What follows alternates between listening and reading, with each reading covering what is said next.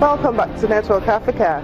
Algeria's Belgian coach, Georges Lekens, has resigned his position after the side crashed out of the Africa Cup of Nations. Algeria were one of the pre-tournament favorites for the tournament in Gabon, but crashed out after failing to win a game in the group. They were held to a 2-2 draw by Group B winners Senegal in Franceville. Islam Slimani scored both their goals, but Senegal twice equalized. Papakuli Diop and then Moussa Sow both firing in efforts from the edge of the area. After 2 years of restoration work, Egypt's Museum of Islamic Art has reopened to the public. The historic museum, which lies in the heart of downtown Cairo, was damaged in a car bomb attack in 2014. Following an extensive restoration process, the museum opened its doors to the public on Friday.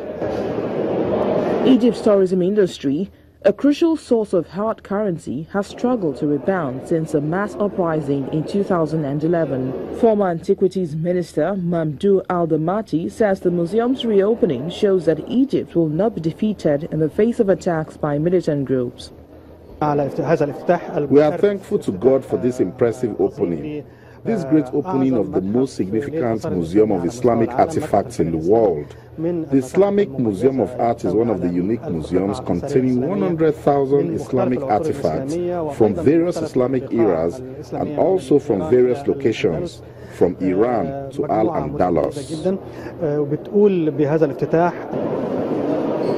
Wings dedicated to weaponry, coins, medicine, astronomy and weaving have been ordered to enhance the museum collection. We rescued or even resurrected 95% of the artifacts that were damaged, and thankfully it was all returned to its original state. Of course, we sometimes deliberately show signs of restoration, which only adds to the beauty of the artifacts, if it's done correctly in a scientific and artistic manner. Egypt's Antiquities Ministry says restoration experts were able to salvage all but 19 of the 179 damaged pieces, and more than 4,400 exhibits are on display, including about 400 that are being shown for the first time. The restoration work to the building, which first opened in 1903, was funded by the United Arab Emirates and UNESCO, the cultural arm of the United Nations, as well as Switzerland, the United States and Italy. Developers in Cameroon have learned a technology that can monitor drivers and vehicles using GPS and sensors to improve road safety and the well-being of passengers. Drivers' performance is tracked using mobile phones, and their passengers can report careless driving. Emergency response teams can also receive real-time alerts in the event of an accident. Someone is watching this driver as he makes his way through the streets of Cameroon's largest city, Douala. The vehicle is registered on a mobile application known as Traveler, which uses sensor and GPS technology to monitor just how well it's being driven. The app was created by Chiri Arnold Inji, who is also the startup CEO, and some friends who wanted to improve road safety and emergency response to accidents in Cameroon. We're trying to provide a rapid response when an accident occurs, and we're trying to provide information concerning buses all over the national territory in an office. So we're saying that you can sit in an office, I have information concerning a bus. I mean, you can just walk around and you get a notification about a certain car, be it high speed or an accident automatically. The application is available to anyone and does not always need an internet connection. Any passenger with the app can enter the driver's name and registration of the vehicle they get into.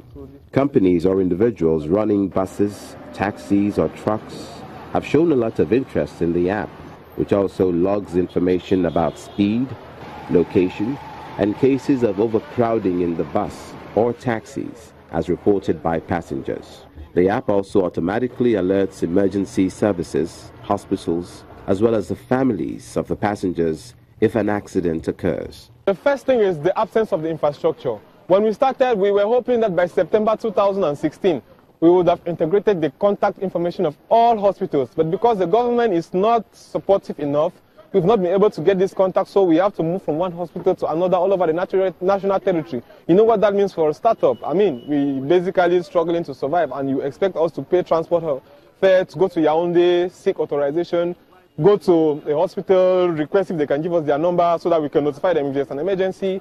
There's also the problem of internet connectivity. When we made our application, it was supposed to be 100% real time. When we launched, we realized there's so many parts of Cameroon that never had internet. So we had to rework it to make it work as a black box if there's no internet. The lack of information is one of the things his app is trying to address. Travelers can access the app for free, but companies pay a fee to use it in managing their transport fleets. Thousands have taken part in an Epiphany festival in Ethiopia to celebrate the baptism of Jesus, according to the ancient Orthodox calendar. This celebration comes even as the state of emergency in the country continues since last year. Thousands of Ethiopian Orthodox worshippers came together in the capital, Addis Ababa, to celebrate Epiphany, a festival that commemorates the baptism of Jesus Christ according to the ancient Orthodox calendar. The colorful festival, also known as Timket, is one of the oldest and most important observed religious festivals in Ethiopia. Church leaders carry representations of the box built by Moses to house the Ten Commandments, known as the Ark of the Covenant, as worshippers sing and dance in the streets. Despite the festive mood, this year's celebrations also came at a time of tense political climate in the country after the government declared a 6-month nationwide state of emergency in October, saying months of unrest threatened the nation's stability. More than 500 people have been killed in protests in the Oromia region surrounding the capital, Addis Ababa, and other areas since 2015, after anger over a development scheme for the capital sparked broader anti-government demonstrations over politics and human rights abuses. Many local tour operators feared that the political unrest would scare away visitors who usually come in great numbers during the festival. We had cancellations.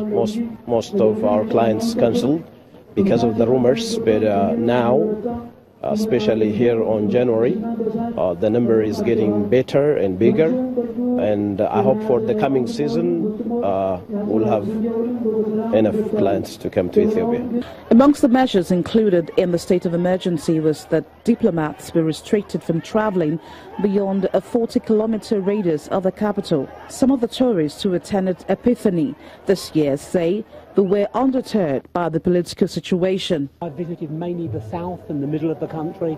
I've experienced nothing but very friendly people, very happy people, and it hasn't affected me whatsoever. I haven't felt unsafe. Everywhere I've been, I felt safe. So it's been a very good experience and a very good trip for me. I come every year. So I didn't alter my plans. I knew there was a state of emergency, but I didn't alter my plans. Luckily, we have not been affected at this point.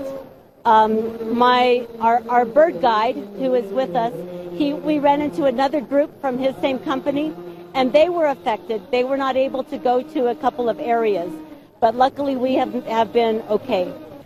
Ethiopia is one of the oldest Christian nations in the world. Despite the growing influence of Islam and evangelical churches in the country, the traditional Orthodox Church remains strong. And that's it on Network Africa. Many thanks for watching. I'm Temitope Fagbemi.